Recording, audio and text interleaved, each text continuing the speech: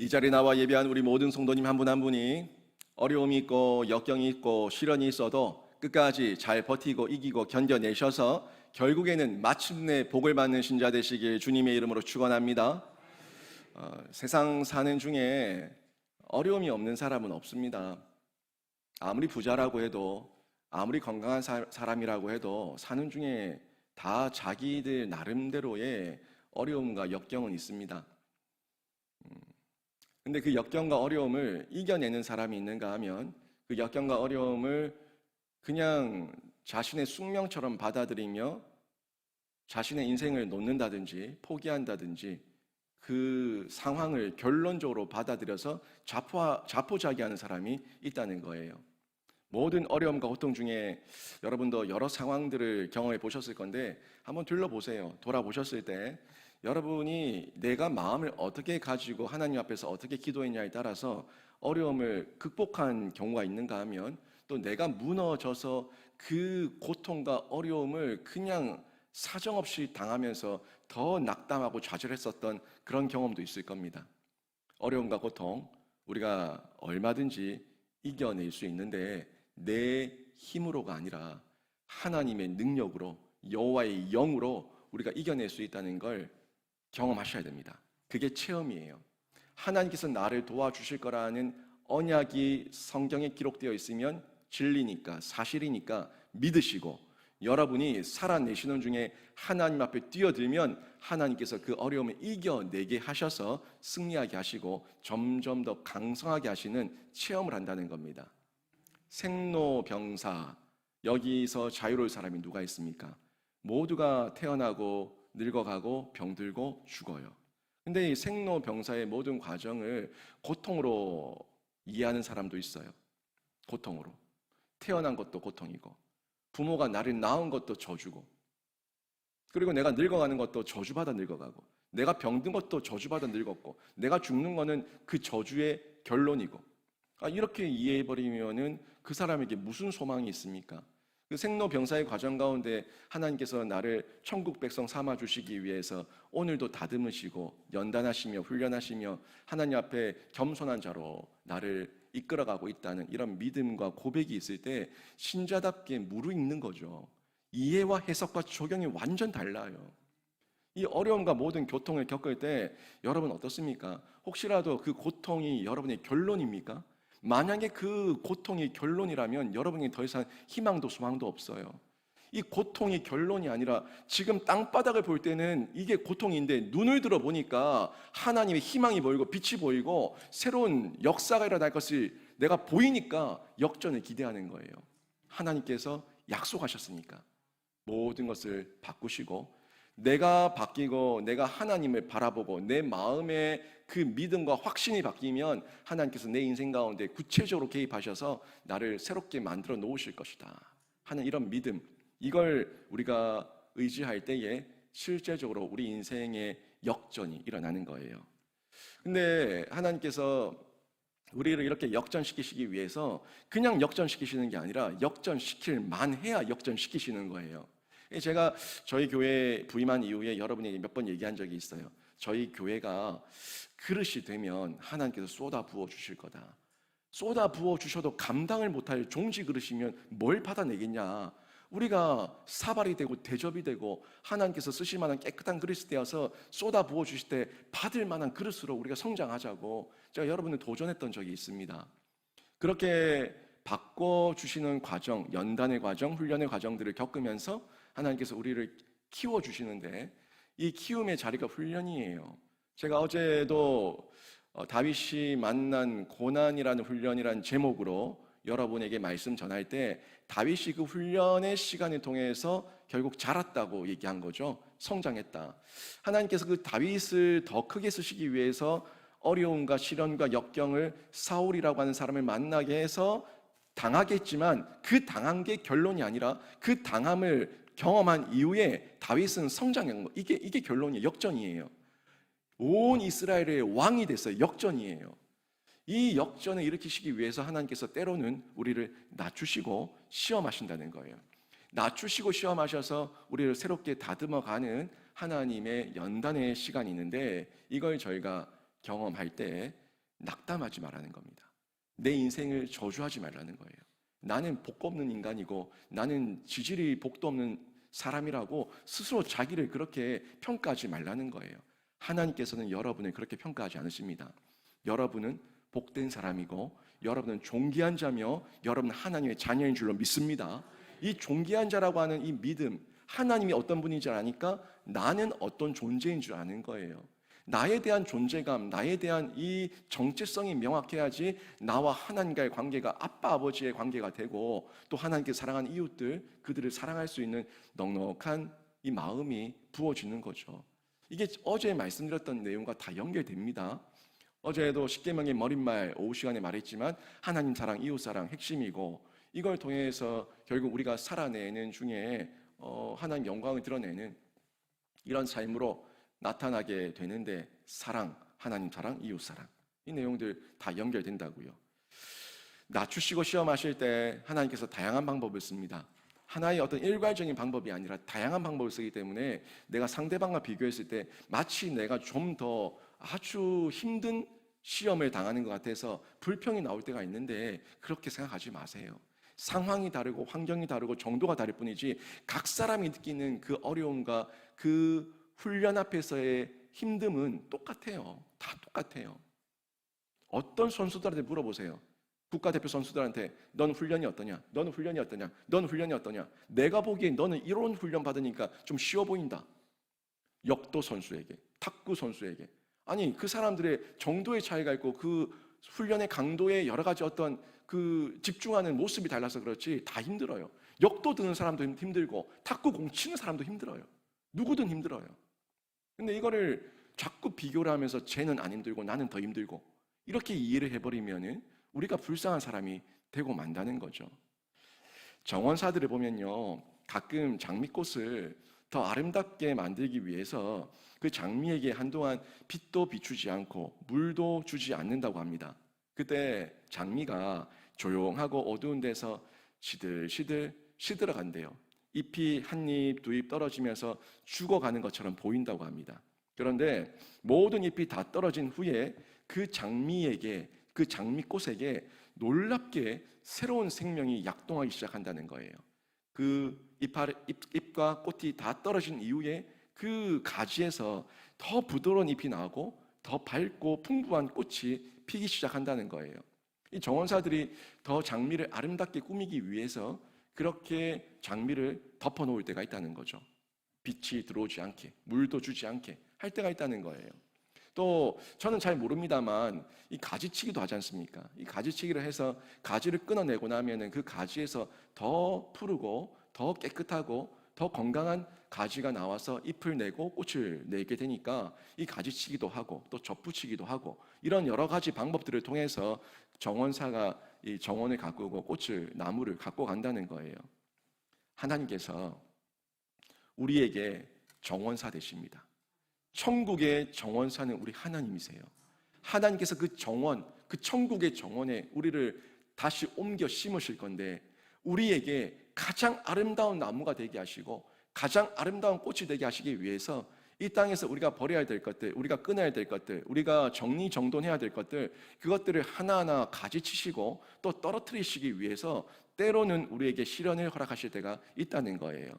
세상의 기쁨, 세상의 쾌락, 하나님 없는 기쁨과 하나님 없는 쾌락, 그 모든 잎들이 한 잎, 두 잎 다 떨어지고 나면 하나님께서 우리 안에 예수의 생명으로, 새 생명으로 약동하게 하시는 이런 기쁨과 감격을 허락해 주신다는 겁니다. 하나님께서 이런 시련을 통해서 우리를 연단하시지만 하나님의 의도는 확실합니다. 죽어라가 아니라 살아라예요. 죽어라가 아니라 다시 살아라. 하나님 안에서, 말씀 안에서, 언약 안에서, 예수 안에서 다시 살아라. 이게 하나님의 음성인 줄 아시고 여러분 들으시고 그 안에서 사는 신자 되시길 주님의 이름으로 축원합니다. 로마서 5장 3절부터 4절 말씀에 보면 이런 말씀이 나와요. 우리 잘 아는 말씀인데요. 같이 한번 읽어보겠습니다. 시작. 다만 이뿐 아니라 우리가 환난 중에도 즐거워하나니 이는 환난은 인내를, 인내는 연단을, 연단은 소망을 이루는 줄 알미로다. 아멘. 우리가 시련을 당하면 하나님이 있는 사람은 시련 가운데 꺾이지 않아요. 하나님이 없으면 에란 모르겠다.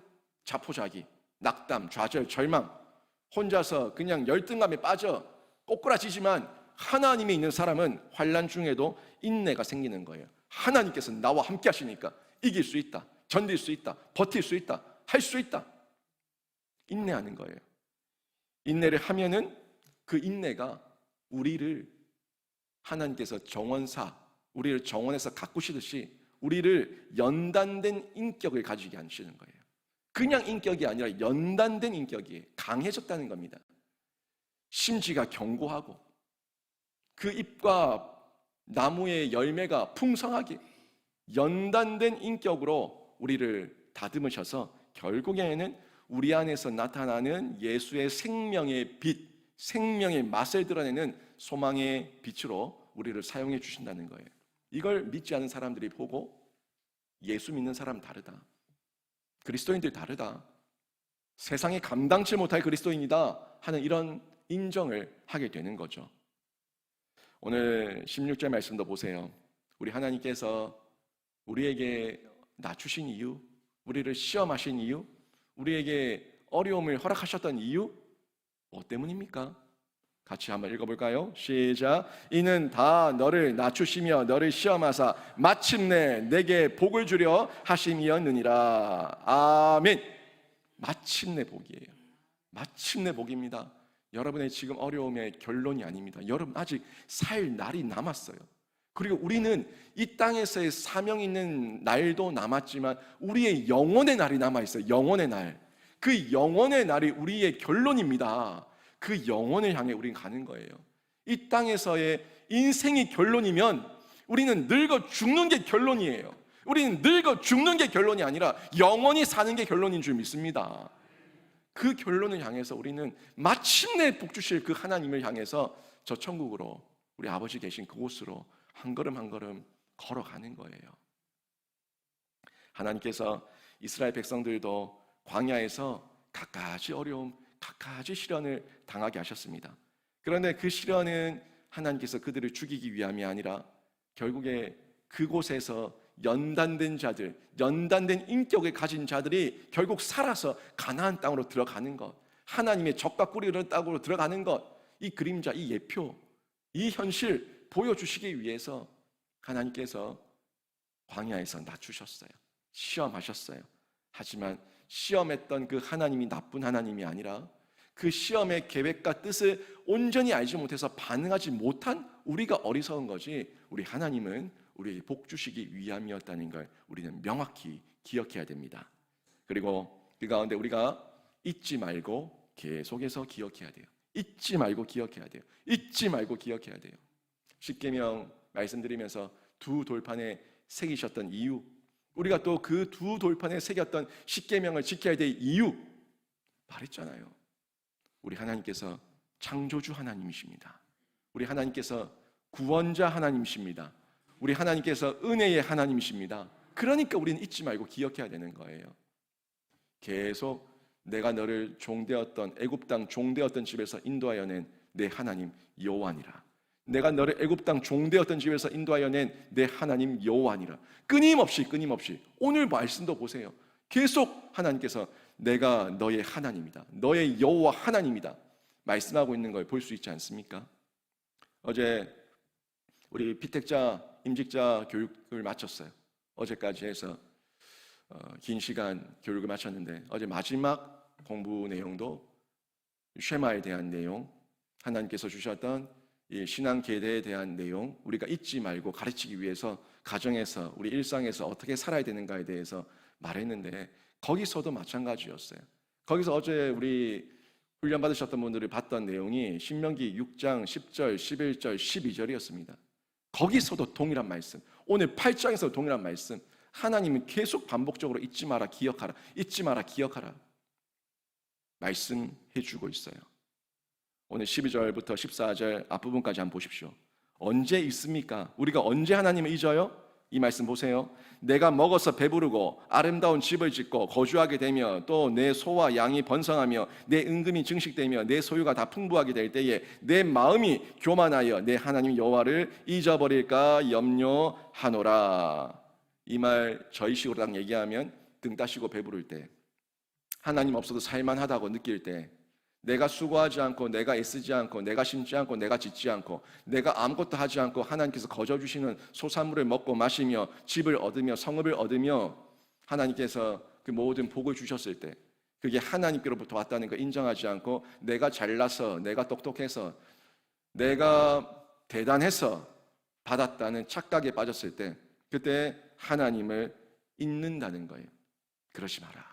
손목에 매라. 미간에 붙여라. 앉을 때나 일어설 때나 누울 때나 걸을 때나 언제나 잊지 마라. 내 하나님 내 여호와가 너를 구원했다. 이게 성경이 저에게 전해주는 교훈입니다. 우리가 얼마나 많이 하나님 잊었습니까? 얼마나 많이 변덕 부립니까? 조금만 흔들리고 조금만 바람 불고 조금만 비가 오면 금세 변덕. 사울의 변덕을 탓할 게 아니라 우리의 변덕의 이 실존을 보고 하나님 앞에 엎드려서 하나님, 제가 주님 없으면 아무것도 못합니다. 지금도 저를 세워주시고 만져주시고 일으켜 세워주시옵소서. 이렇게 기도할 수밖에 없는 자가 우리들입니다. 17절 18절 앞부분까지 한번 보십시오.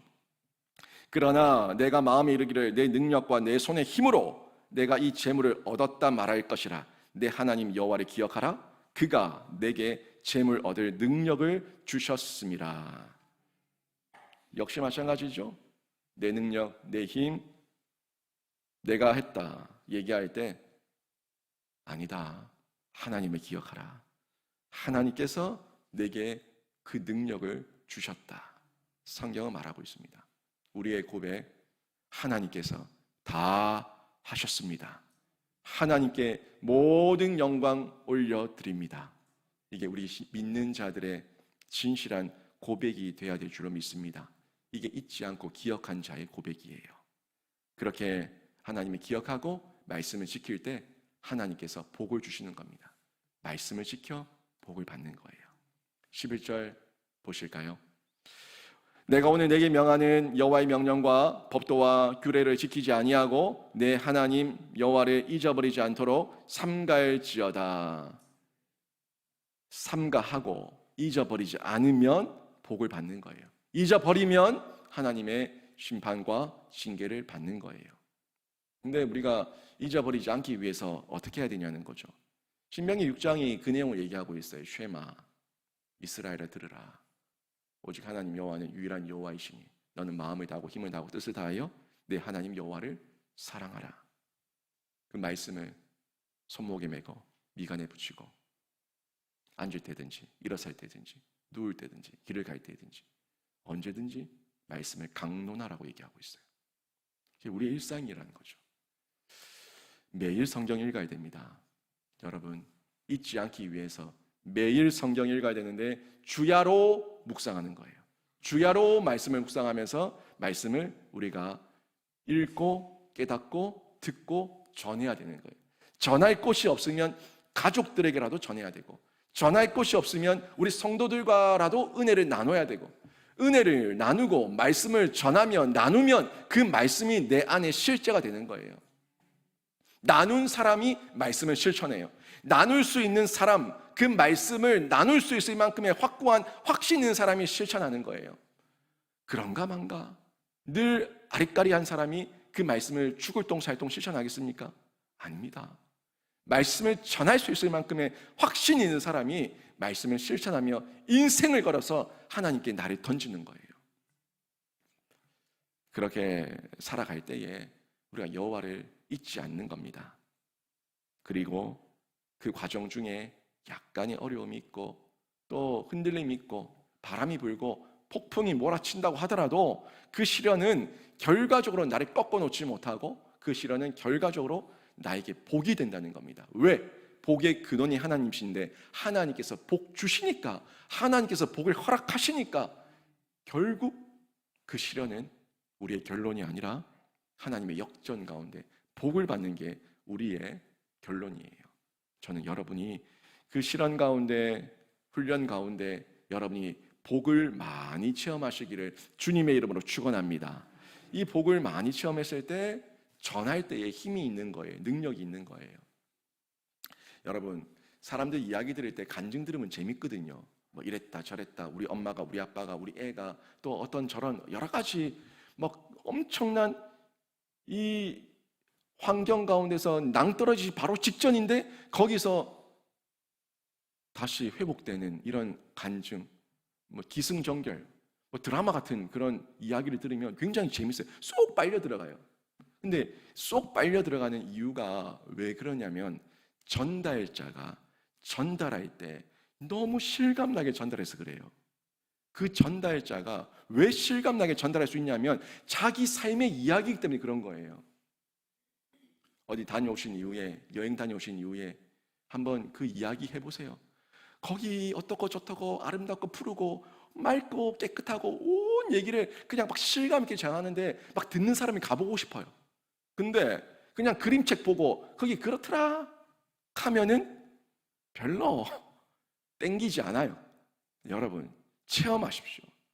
여러분의 그 믿음을 체험하시고 사모하셔서 여러분이 하나님께서 주셨던 그 복을 간증할 수 있는, 전할 수 있는 그런 실제적인 능력자가 되기를 주님의 이름으로 축원합니다. 미국의 홀리데이 인 호텔, 병원 이런 유명한 호텔과 이 병원을 지었던 분이 있는데 월리스 존슨이라는 분이에요. 이 월리스 존슨이라는 분이 아주 독실한 그리스도인인데요. 이분이 어떤 이런 간증을 했어요. 자기가 처음부터 이런 많은 호텔을 짓고 또 많은 병원을 짓게 될 거라고는 자기는 상상도 못했고 꿈도 꾼 적이 없다는 거예요. 정말 자기는 그냥 제재소에서 그냥 일하는 노동자였다는 거예요. 근로자였다는 거예요. 40세 때까지 그냥 열심히 제재소에서 주는 월급 받으면서 그냥 그렇게 가족과 함께 먹고 살았는데 어느 날 그 제재소 사장이 아침에 갑자기 오더니 당신 오늘부터 해고입니다 라고 얘기하는 거예요. 그래서 이 천총병력 같은 소리를 듣고 너무 힘이 빠지고 낙담이 되고 그때는 뭐 해고가 된다 해서 어떤 뭐 구제 방법이 없으니까 그냥 사장이 나가라고 하면 나가는 거예요. 나가서 실망과 좌절 속에서 하늘이 무너진 것 같은 상황 가운데 그냥 집에서 한숨만 푹푹 쉬고 있는 거예요. 곁에 있는 아내가 와서 당신이 이제 어떡할 거냐고 얘기를 하니까 한 며칠 동안 고민을 하다가 내가 사업을 한번 해봐야겠다고. 우리 집 하나, 이 작은 집 하나 있는 거, 이 집 은행에 저당 잡히고 돈을 좀 빌리자고. 내가 그리고 이 돈 가지고 작은 건설업을 좀 시작해야겠다고. 그렇게 자기가 고민하던 중에 도전을 하게 된 거죠. 그때도 불안한 거예요. 염려가 되는 거예요. 혹시라도 잘못돼서 이 집까지 날리면 어떡하나. 이런 마음으로 하나님께 간절하게 기도하면서 그 집을 저당 잡힌 돈 가지고 사업을 시작하고 이제 다른 집에 주문을 받아서 집을 짓게 된 겁니다. 뭐 처음 집을 지으니까 뭐 대단한 집을 지었겠습니까?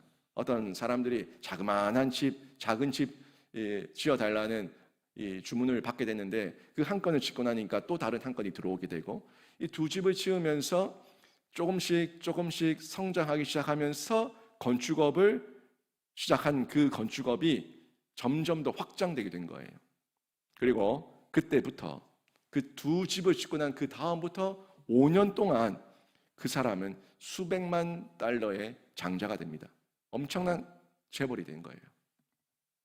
그리고 그 사람이 이후에 간증하기를 제가 그때 저를 해고했던 그 사장 정말 죽이고 싶었다고. 정말 마음에 미웠고 정말 꼴도 보기 싫었고 너무 화가 났고 그 한 사람 때문에 우리 집안에 우리 자녀들과 우리 처자식이 다 굶어 죽게 생겼다. 이렇게 낭만과 절망 가운데 있었는데 지금 생각하니까 저를 해고했던 그 사람이 너무 고맙습니다. 그 사람이 왜 해고했는지 지금도 그때는 용기가 없어서 물어보지도 못했는데 그 사람이 저를 해고한 것이 마치 하나님의 음성처럼 들립니다. 이렇게 말을 하는 거예요. 그리고 지금 돌아보면 그때의 시련과 어려움, 한숨 지었던 그 모든 시간들이 하나님의 놀라운 계획이었음을 하나님께서 저를 준비시키시는 계획이었음을 고백하게 됩니다. 이렇게 말했어요. 여러분, 이런 이야기 들을 때 가끔 이런 생각 들지 않으세요? 아니 그 사람들은 결론적으로 결국 성공했으니까 그런 말을 하지 내 삶을 살아보라고 그런 말이 나오나? 아니요. 여러분, 그거는 지금 시련과 훈련을 받고 있을 때 그런 말을 하면 안 돼요. 그때는 내 마음에 확신과 믿음만 가지고 있을 뿐이고, 간증은요, 이루고 난 다음에 하나님을 높여드리며 하나님의 뜻을 아는 거예요. 우리가 신이 아닌데 어떻게 미리 살아본 그 이유를 돌아보듯이 얘기할 수가 있겠습니까? 하지만 성경이 말씀하니까 그렇게 나를 이끌어 가실 줄로 믿습니다. 이 믿음과 확신 가지고 저희는 일어서는 거예요. 낙심하지 마세요. 하나님을 의지해서 또 한 번 일어서면 마침내 하나님께서 여러분의 복을 주실 줄로 믿습니다. 여러분, 시련에 있을 때, 시련 중에 있을 때 하나님께서 시련 주심에 감사하십시오. 하나님께서 나에게 시련 주셨을 때 감사합니다. 이것도 하나님께서 저를 만드시고 다시금 일으켜 세우시는 하나님의 복인 줄로 믿습니다. 감사하시면서 낮추시고 시험하사 마침내 복 주실 하나님을 기대하시며 믿으시기를 바랍니다. 지금 상황 가운데 실망하지 말고 하나님의 언약을 기억하면서 말씀대로 실천해서 여러분의 지금 시련이 결국에는 복의 길이 되고 또 그 길을 다른 이웃들에게 마음껏 전하는 복된 신자 되시길 주님의 이름으로 축원합니다. 아멘.